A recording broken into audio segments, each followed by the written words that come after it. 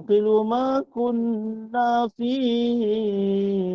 أصحاب السعير فاعترفوا بذنبهم فسحقا لأصحاب السعير إن الذين يخشون ربهم بالغيب لهم مغفرة وأجر كبير وأسروا قولكم أو اجهروا به إنه عليم بذات الصدور ألا يعلم من خلق وهو اللطيف الخبير هو الذي جعل لكم الأرض ذلولا فامشوا في مناكبها وكلوا من رزقه وإليه النشور أأمنتم من في السماء أن يرسل عليكم حاصبا فستعلمون كيف نذير ولقد كذب الذين من قبلهم فكيف كان نكير أولم يروا إلى الطير فوقهم صافات ويقبض ما يمسكهن إلا الرحمن إنه بكل شيء بصير أمن هذا الذي هو جند لكم ينصركم من دون الرحمن إن الكافرون إلا في غرور أمن هذا الذي يرزقكم إن أمسك رزقه بل لجوا في عتو ونفور أفمن يمشي مكبا على وجهه أهدى أمن يمشي سويا أمن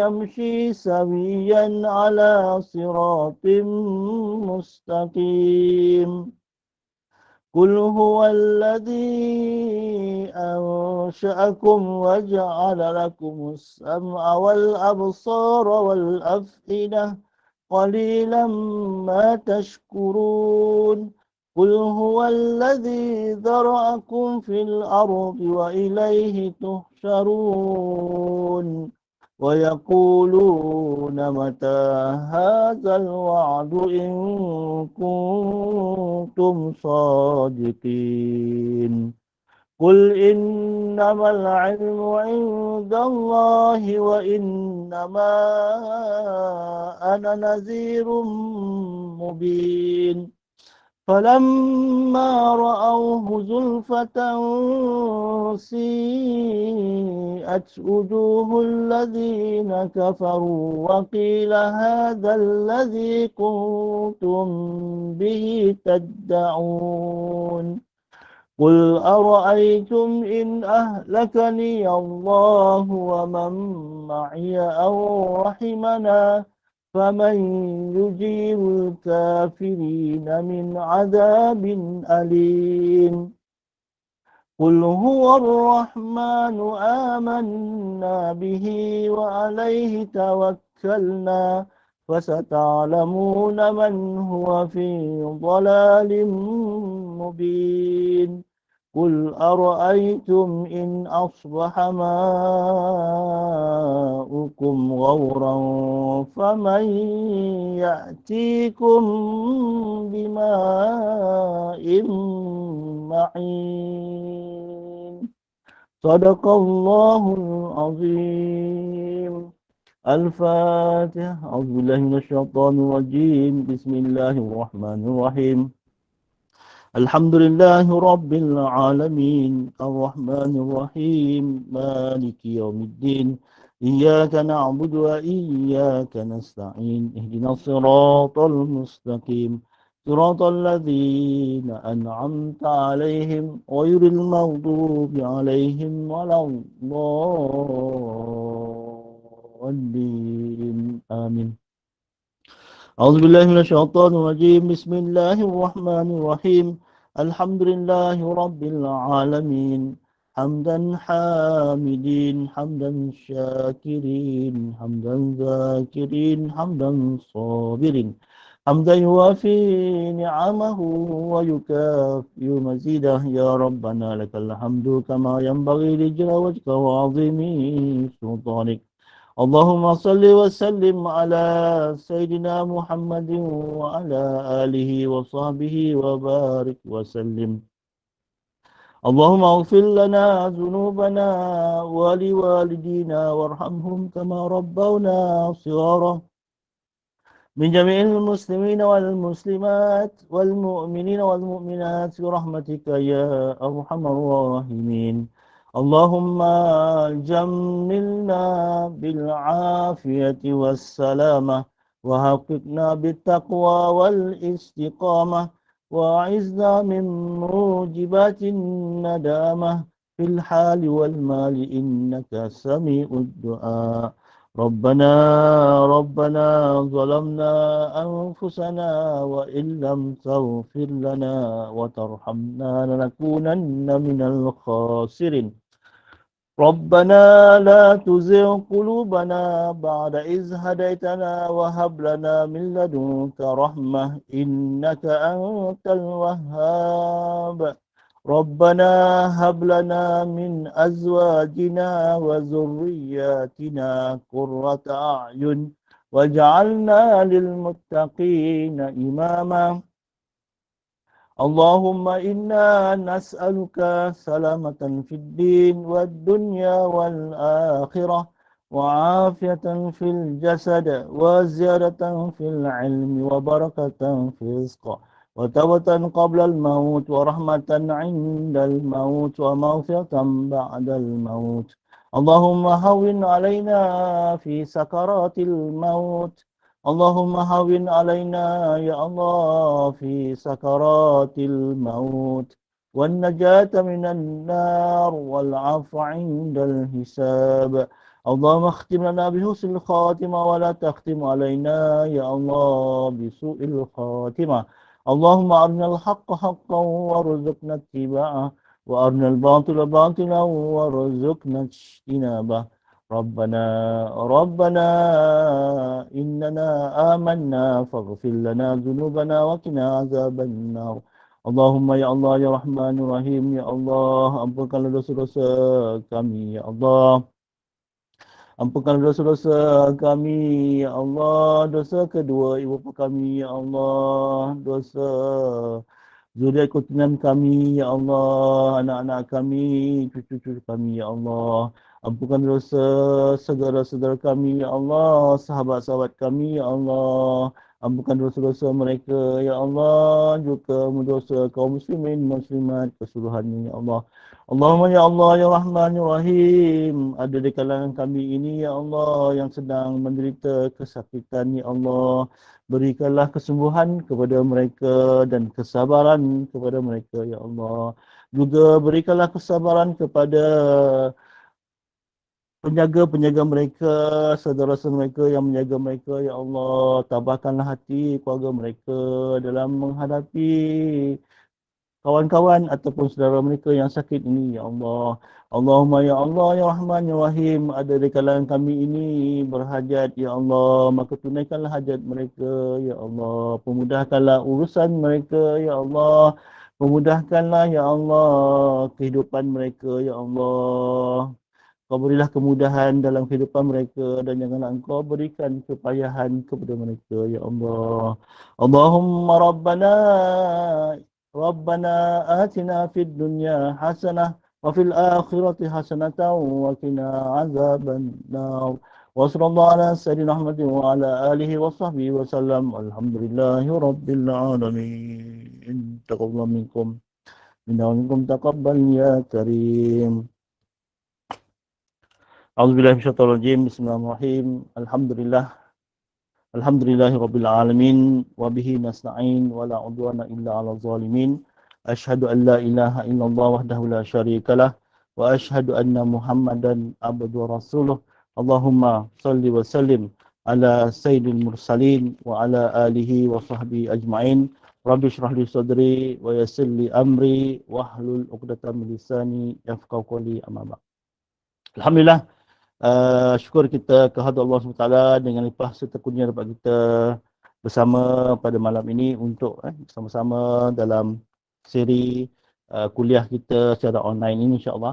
Pada malam ini saya ingin menyentuh tentang tajuk apakah lidah itu punca menyebabkan kita menjadi muflis.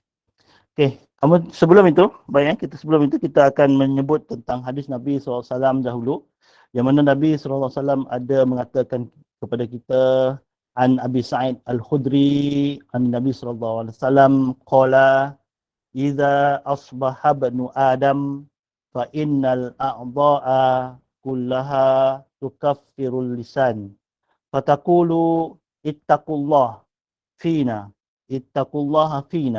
fa innama nahnu bika fa in istaqamta istaqamna wa in wajajta wajajna. Riwayat Tirmizi, hadis ke-2407.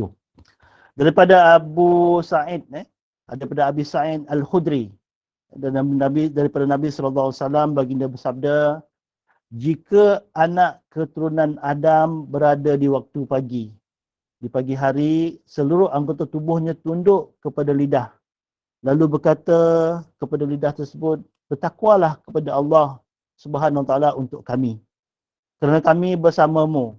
Jika engkau istiqamah, kami juga istiqamah. Jika engkau menyimpang, kami juga menyimpang. Mana dalam hadis ini menyebutkan kepada kita bahawa lidah itu boleh menjadi penyebab seseorang menjadi soleh ataupun sebaliknya. Itu yang pertama, kan. Yang mana kalau kita nukilkan lagi, mana seluruh anggota ataupun semua anggota manusia ini akan tunduk dan mengikut apa yang diamalkan oleh lidah. Itu yang disebutkan pada pagi hari, kan, anggota badan kita ini, seluruh anggota badan kita ini, termasuk tangan, kaki, telinga dan juga mata kita, menyeru kepada lidah ini, ittaqullaha fina, bertakwalah kamu untuk kami. Kerana apa? Fa innama nahnu bika, kerana kami ini tertakluk kepada engkau, wahai lidah. Kerana kami ini tertakluk kepada engkau, tunduk kepada engkau, wahai lidah. Kemudian disebutkan kepada kita, fa inistaqamta istaqamna. Ini anggota tubuh ini mengatakan, jika engkau, wahai lidah, beristiqamah, nescaya kami akan juga beristiqamah. Wa ini wajajta, wajajta. Kalau engkau menyimpang, kami juga akan menyimpang. Begitulah anggota badan kita ini akan tunduk kepada lidah ini, bagaimana keadaan dia. Kemudian jika kita tengok, lisan ini termasuk juga tulisan. Bukan kita kata lisan itu tutur kata saja, ya. Siapa-siapa yang suka menulis juga lontaran daripada lisan. Maksudnya, jika lisan termasuk tulisan ini istiqamah dalam ketaatan atau tidak mengucapkan perkara yang mendatangkan dosa dan murka Allah, maka seluruh anggota seseorang itu akan menjadi taat sehingga selamat di sisi Allah Subhanahu Wa Taala. Maknanya, jika seseorang nak selamat, jaga lidah. Itu dia punya intipati yang perlu kita ambil. Di mana lisan yang tidak jaga malah menjadi kebiasaan yang mengumpat, memfitnah, maka seluruh anggota yang lain akan mengikuti perbuatan tersebut dan mengheret tuannya ke neraka. Tak pasal-pasal kerana lidah ini, perut kita, tangan kita, kaki kita akan sama ke neraka. Itu sebab pepatah Melayu ada menyebutkan, kerana mulut badan binasa, kerana pulut santan binasa. Tu bagus tu, kata-kata nenek moyang kita dahulu, kan, untuk kita lihat bahawa mulut kita ini memang bahaya. Kalau kita nak selamat, jaga mulut kita. Maksudnya kalau nak selamat, jaga lidah kita. Kerana apa? Kerana mulut badan binasa, kerana pulut santan biasa. Ingat setiap yang diucapkan maupun yang ditulis sama ada yang baik maupun yang buruk akan dicatat oleh malaikat dan akan dihisab. Kalau kita lihat dalam firman Allah Ta'ala dalam surah Qaf ayat 18, Allah Ta'ala menyebut kepada kita, Ma yalfizu min qawlin illa ladaihi raqibun atid. Maknanya, tidak ada sebarang kalimah pun yang kita katakan ni, ataupun yang kita lafazkan ini, ataupun juga perbuatan yang kita lakukan, melainkan akan ada di sisi kita malaikat raqib dan atid. Malaikat raqib dan atid ini akan mencatat segala perbuatan kita sama ada yang baik ataupun yang buruk. Dan hasil daripada catatan itulah nanti kita akan menerima kitab kita sama ada di sebelah kanan ataupun di sebelah kiri ataupun di belakang, dicampak oleh Allah SWT di sisi kita. Itu dia katakan Raqib Atid ini adalah pengawas yang sentiasa sedia menerima dan menulis apa yang tercatat. Kemudian Sayyidina Ali radhiyallahu an berkata, hanya lidah yang mahu berdusta dan berbohong. Namun pandangan mata, hayunan kedua belah tangan, langkah kedua belah kaki dan pergerakan tubuh atau seluruh anggota badan akan menafikan apa yang diucapkan oleh lidah. Begitulah hebatnya lidah ini. Walaupun dia seorang aja yang bergerak, yang lain-lain tidak menafikan atau tak setuju dengan apa yang dikatakan lidah, tapi lidah juga yang menang. Itu sebablah bila kita tengok di situ kan, kerana lidah ataupun kerana mulut ini, kawan menjadi musuh. Itu pertama. Bila kita berkawan, mulut kita tak jaga. Kalau istilah orang sekarang apa mulut apa? Mulut longkang. Ustaz pun terpanjat kawan-kawan cakap kan, jangan kawan dengan dia tu Ustaz, mulut longkang. Kenapa? Kerana kawan jadi musuh. Kerana mulut juga, kalau orang bertunang tu boleh putus. Kerana mulut juga orang berkahwin, bercerai. Kalau orang berkahwin bercerai, kena mulut juga. Lafaz. Kita berkahwin pun kerana lafaz, kita bercerai juga kerana lafaz. Tak ada kerana apa, kena apa kan. Cuba kita bayangkan, mudahnya ikatan kan. Lafaz saja kahwin, hidup sama. Lafaz saja berpisah. Begitulah peranan lidah yang begitu penting dalam kehidupan kita. Yang mana adik-beradik juga bergaduh, saudara mara juga bermusuhan. Yang bahagia boleh cerita. Begitulah hebatnya apa yang dikatakan lidah itu. Itu sebablah Allah SWT menyebutkan kepada kita dalam surah Yasin yang selalu kita baca, ayat 65, A'udzubillahi minasyaitonirrajim. Al-yawma nakhtimu ala afwahihim wa tukallimuna aydihim wa tashhadu arjuluhum bima kanu yaksibun. Pada hari itu kami, kata Allah Ta'ala, meteraikan yang ditutupkan mulut mereka. Meterai ni macam mana? Seal. Mulut ni seal. Tak boleh bercakap dah. Kalau tutup, kita boleh buka balik kan? Ni tak. Pada hari al-yawma nakhtimu ala afwahim. Pada hari kiamat besok, kata Allah SWT, mulut kita ini akan disil. Ataupun dimeterai. Habis tutup. Tak boleh bercakap dah. Setelah itu, kami akan beri peluang kepada tangan-tangan mereka memberitahu kami kesalahan masing-masing dan kami minta pula kepada kaki-kaki mereka itu menjadi saksi tentang apa yang telah mereka usahakan, apa yang mereka perbuat. Maknanya Allah Ta'ala sebutkan kepada kita itu pada hari itu, tukallimuna aydihim. Tangan akan berkata, wa tashhadu arjuluhum. Saksi akan menjadi, kaki akan menjadi saksi. Mata, telinga itu Allah Ta'ala tak sebut. Tangan dengan kaki Allah Ta'ala sebut dalam surah Yasin ayat 65 ni. Maknanya lidah ini, kata orang tu begitu hebat dia punya peranan dia dalam kehidupan kita. Sebablah dalam surah Az-Zumar ayat 60 Allah Ta'ala sebut kepada kita, ويوم القيامة ترى الذين كذبوا على الله وجوههم مسودة أليس في جهنم مثوى للمتكبرين.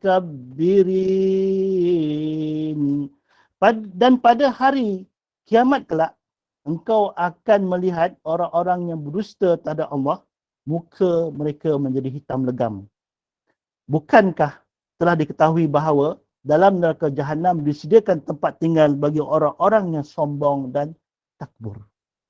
Maknanya, daripada hasil pada lidah ini, kita menjadi orang yang, berdusta, orang berdusta, kazabu, mereka yang berdusta, kemudian kita akan menjadi mereka yang sombong dan takbur. Sombong dan takbur ini bermula daripada lidah, kemudian dengan perbuatan.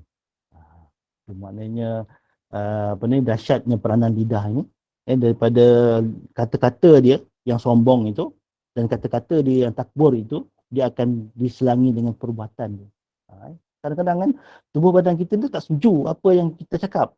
Tapi itulah apa dalam yang yang Ustaz sebutkan dalam hadis yang pertama tadi, menunjukkan bahawa kalaulah kamu wahai lidah tak istiqamah, kami pun tak istiqamah. Kalaulah kamu wahai lidah menyimpang, menyeleweng, kami juga akan menyeleweng. Itulah peranan lidah ini begitu hebat di sisi kita ini sebagai seorang manusia. Kalau kita lihat tentang kenikmatan apa yang Allah Taala berikan pada lidah ini, dengan adanya lidah kita boleh baca Quran, dengan adanya lidah kita boleh baca hadis, dengan lidah kita baca Quran, satu huruf itu Allah Taala balas sehingga 10 pahala. Bayangkanlah berapa banyak lidah kita ni menyebut ayat-ayat suci Quran, begitulah pahala yang diperolehi. Kalau lidah kita dibasahi dengan ayat Quran, kalau lidah kita dibasahi dengan hadis Nabi, dan juga kalau lidah kita dibasahi dengan zikrullah dan selawat kata Nabi SAW, begitu hebat, begitu nikmat orang yang punya lidah itu. Bukan lidah ini tak baik, lidah ini yang membawa kepada kita menjadi hamba Allah yang soleh, tetapi jangan kita salah guna dia menjadi sebaliknya. Juga dengan lidah ini kita boleh berdakwah, kita boleh beri nasihat, macam Ustaz sekarang ni kan, memberi nasihat kepada semua tuan-tuan perempuan, dan juga nasihat itu kepada diri Ustaz sendiri sebenarnya. Maknanya dengan tutur kata kita itu, kita dapat menyumbang idea, menyumbang nasihat, dan juga kita boleh berdakwah dalam penyuruhan kepada agama Islam yang benar ini. Itu gunanya lidah. Dan juga lidah boleh berkata baik dan dapat mengeluarkan idea ataupun mengeluarkan idea dan pendapat yang membina. Itu lidah. Sebenarnya lidah ni bagus. Dan banyak nikmat-nikmat yang Allah Ta'ala beri kepada lidah ini. Yang mana kita harus menjaga, mensyukuri nikmat lidah dengan menjaganya daripada sesuatu yang bukan tujuan lidah itu diciptakan. Maksudnya lidah tidak diciptakan untuk mengeluarkan kata-kata yang keji, yang hina, berdusta, mengumpat ataupun kata-kata sombong dan takbur. Itu bukan peranan lidah ini diciptakan oleh Allah Subhanahu Wa Taala. Itu sebablah kalau kita lihat ada satu hadis Nabi, agak panjang sikit hadis Nabi SAW ini, yang menyebutkan an Abi Hurairah an Nabi SAW qala atadruna minal muflis, qalu al muflisu fina ya Rasulullah, malla lahu dirhamun wala dinar wala mata'un, qala Rasulullah SAW al muflis min ummati yaumal qiyamah man ya'ti bi salatin wa siyamin wa zakatin wa ya'ti qad syatama irda hadha wa qadhafa hadha wa akala mala hadha wa daraba hadha fayuq'adu fayaqtussu hadha min hasanatihi wa hadha min hasanatihi fa in faniyat hasanatuhu qabla ay yuqda ma alaihi akhidha min khatayahum wa futirah alaihi thumma turiha finnar. Nabi SAW mengatakan daripada Abi Hurairah radhiyallahu anhu, dari Nabi SAW baginda bersabda, Atadruna minal muflis. Tahukah kamu siapakah orang yang muflis? Nabi berkata kepada para sahabat, tahu tak siapa dia orang muflis? Kemudian sahabat mengatakan, menjawab, orang yang muflis itu, wahai Rasulullah, menurut kami adalah orang yang tidak punya harta, punya dirham, punya dinar ataupun tak ada harta benda. Itu kata sahabat. Lalu baginda SAW bersabda, sebenarnya seorang muflis daripada kalangan umatku ialah seorang yang datang pada hari kiamat dengan pahala solat, dengan pahala puasa dan pahala zakatnya. Namun pada masa yang sama dia juga membawa dosa mencela orang ini, menuduh orang itu, memakan harta orang ini, menumpah darah orang itu dan memukul orang ini dan seumpamanya. Lalu diberikan kepada orang ini sebahagian daripada pahala-pahala kebaikannya dan diberikan kepada orang itu pula sebahagian pahalanya. Sehinggalah akhirnya habis pahalanya. Namun belum lagi terbayar dosa-dosa yang tertanggung atasnya. Lalu diambil dosa-dosa mereka tadi dan ditumpukkan ke atas orang yang mengkeji, mengumpat tadi. Hingga akhirnya dia terhumban ke dalam neraka kerana banyak dosa yang mereka tanggung. Hadis riwayat Hasan Sahih Musnad Ahmad nombor 8262. Hadis ini jelas menunjukkan kepada kita bahawa kalau kita buat amal baik, jaga solat, jaga puasa, jaga zakat kita, semua kita jaga. Kata orang tu pergi haji lah, umrah pun selalu pergi, 2 tahun sekali, tiap tahun pergi umrah. Tetapi Rasulullah SAW ingatkan kepada kita, tetapi orang itu pada masa yang sama suka mencela orang, tidak menjaga lidahnya. Kemudian tuduh orang itu, tuduh orang ini, dan juga orang itu suka memakan harta orang itu, orang ini, kemudian suka menumpahkan darah orang itu, orang ini, kemudian memukul orang dengan sewenang-wenangnya, sehinggalah pahala daripada apa nama tu yang dia perolehkan itu terpaksa bagi ke orang yang dia buat inaya. Pahala dia tu terpaksa bagi dekat orang yang buat inaya. Kemudian dah lah begitu kan, tak cukup pula pahala nak bagi pada orang yang dia buat inaya, terpaksa lah dia ambil dosa orang itu. Orang yang dia buat inaya tu tak pasal ambil dosa dia. Sehingga bertumpuk-tumpuk dosa dia sehingga dia tak tertanggung dah. Lah kemudian yang akhirnya tak ada lagi tempat dia nak mengatakan bahawa dia baik. Kerana dosanya begitu banyak, berat. Dan tempatnya akan ditempatkan ke dalam neraka Allah Subhanahu Wa Taala. Itu dah disebutkan dalam pengajaran yang kita perolehi daripada hadis ini, iaitu orang yang muflis di akhirat bukan kerana tidak memiliki wang ringgit serta harta benda semasa di dunia, iaitu orang yang muflis di hari akhirat pada awalnya datang dengan pahala hasil amal ibadah semasa di dunia, iaitu pahala-pahala amal-amalan dia itu, namun pahalanya habis kerana terpaksa membayar hutang pada orang lain.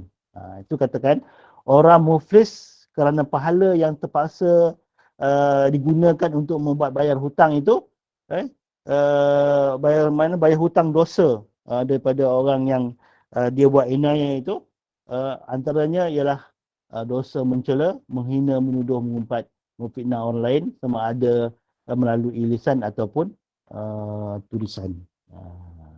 Hati-hati hati-hatilah kita ketika kita menulis di Facebook itu, adakah mencela orang, ataupun adakah menghina orang, ataupun menuduh orang yang bukan-bukan. Kita tahu fakta, kita tahu cerita, jangan kita cuba kita nak kata orang tu bangkit-bangkitkan isu. Jangan kita cuba tulis-tulis. Kenapa? Bila kita tahu cerita ni, takut kita tuduh orang yang bukan-bukan. Padahal dia tak buat pun. Ataupun kita hina dia, keluarga dia. Kemudian mencela dia sebagainya. Padan muka. Itu kata-kata cela tu. Padan muka dia. Baru-baru ni kan ramai yang berkeadaan begitu kan. Hati-hati. Sebab kita kadang-kadang tak tahu cerita pun. biarlah orang yang tahu cerita tu dia sebutlah, kita dengar je lah kan. Tapi istighfar kita banyak. Astagfirullahaladzim, astagfirullahaladzim. Ya Allah, kalau benda ini tak betul, ya Allah aku minta ampun kalau aku mendengar perkara ini. Kadang-kadang kita tak mampu untuk mengelakkan telinga kita ataupun mata kita untuk membaca dan mendengar kan. Tapi itulah, apa yang kita tak tahu tu jangan kita cuba bangkit-bangkitkan. Dan juga orang muflis ini akan membayar hutang yang belum dijelaskan lagi semasa apa nama tu di akhirat tu nanti kan. Maknanya terpaksa dia ambil dosa orang itu untuk dia tanggung. Kan? Itulah dahsyatnya muflis di sisi Allah Subhanahu Wa Taala. Maka dengan itu kan maka kita jadilah seorang hamba yang kata orang itu baik, pendiam itu lebih baik kan. Dan juga berkata kata-kata yang sopan dan baik saja. Jangan pula bila kita kata sopan itu kita maksudnya membodek-bodek ataupun mengada-ngada kan. Tidak. Tapi adalah dengan tujuan memang hati kita itu tidak langsung ingin kata orang tu menyentuh perkara-perkara yang menyebabkan tadilah kita boleh menjadi muflis kerana mencela, menuduh, mengumpat dan juga membangkitkan isu-isu yang kita tak faham. Takut benda ini akan menimbulkan dosa kepada kita. Oleh itu kan marilah kita ambil apa nama tu, apa yang disebutkan kepada kita, lidah ini memberi nikmat kepada kita. Maknanya kita ambil apa yang dikatakan dalam hadis Nabi SAW ini, ittaqillah fina. Maknanya lidah itu hendaklah bertakwa bagi kami, bagi anggota badan yang lain. Kerana apa? Kerana lidah istiqamah, anggota badan kita akan istiqamah. Jika lidah kita menyeleweng, tu badan kita akan menyeleweng. Dan yang akan masuk neraka bukan lidah, bukan mulut kita saja masuk neraka, mata kita masuk neraka, telinga masuk neraka, semua tubuh badan kita akan masuk neraka. Itu yang anggota tubuh badan kita ini meminta pada pagi-paginya supaya bertakwa kepada Allah Ta'ala. Jangan buatlah kerja-kerja yang menyebabkan kami juga akan merana. Oleh itu kan, tuan-puan, marilah pada malam ini kita jadikan lidah kita ini adalah lidah yang baik untuk kita dalam amal ibadah. Banyak membaca Quran, banyak membaca hadis Nabi SAW, banyak zikrullah dan membasahi lidah dengan selawat kata Nabi SAW. Dan juga jadikanlah amal dakwah dan nasihat itu amalan yang baik bagi lidah. Janganlah kita jadikan lidah itu menyebut perkara-perkara yang menyebabkan orang sakit hati. Kadang-kadang perli-perli pun hati-hati kan. Itu pun bahaya juga. Kalau kita perli orang, tiba-tiba orang tu rasa hati, dia akan sedih dan sebagainya. Itulah dosa yang kita tanggung hari-hari yang perlu kita elakkan. Oleh itu pada malam ini sama-samalah Ustaz sendiri pun ataupun tuan-puan, kita jagalah harta yang berharga dalam diri kita ini untuk kita manfaatkan untuk perkara-perkara yang baik. Untuk itu apa yang kurang itu daripada kurang Ustaz sendiri, dan apa yang lebih itu alhamdulillah sama-samalah kita sampaikan kepada kawan-kawan kita yang tak hadir pada malam ini. Untuk itu Ustaz serahkan pada Opah untuk acara seterusnya.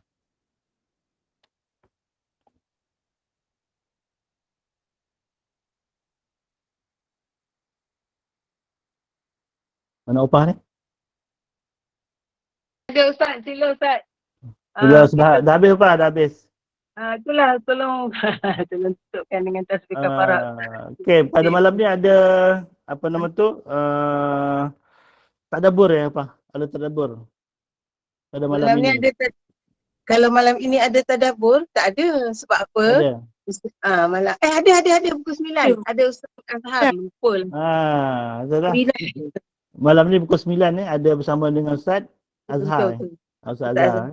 Kalau tuan-puan ada kelapangan masa, dijemputlah pada pukul 9 malam ini bersama link yang sama ke link yang lain? Boleh lihat yang sama Ustaz, yang sama juga, yang sama juga bersama Ustaz Azhar untuk tadabbur ayat berapa malam ni? Hanya surah Ibrahim. Surah Ibrahim. Ya. Dalam surah Ibrahim okey. Dijemput kepada tuan-tuan semua untuk mengikuti kuliah kita pukul 9 nanti. Untuk itu sama-samalah kita akhiri perjumpaan kita pada malam ini dengan tasbih kafarah dan suratul Asr. Subhanakallah wa bihamdika asyhadu an la ilaha illa anta astaghfiruka wa atubu ilaik. Bismillahirrahmanirrahim. Wal 'asri innal insana lafi khusr illa alladhina amanu wa 'amilus solihat wa tawassaw bil haqqi wa tawassaw bis sabr.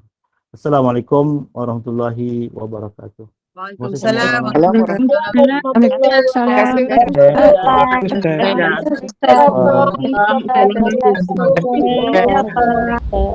Ustaz. Dan sahabat-sahabat semua. Assalamualaikum. Terima kasih Opa. Assalamualaikum semua. Assalamualaikum warahmatullahi. Jumpa kita ada Iqra' dan Tadabbur surah Ibrahim malam ni sekejap lagi. Kalau nak solat dulu, lepas tu masuk balik. Ataupun jangan keluar. Nanti tinggal Opa seorang. Okey, terima kasih Ustaz. Terima kasih semua. Assalamualaikum. Terima kasih Ibu Rukiah. Terima kasih. Waalaikumsalam warahmatullahi wabarakatuh. Assalamualaikum.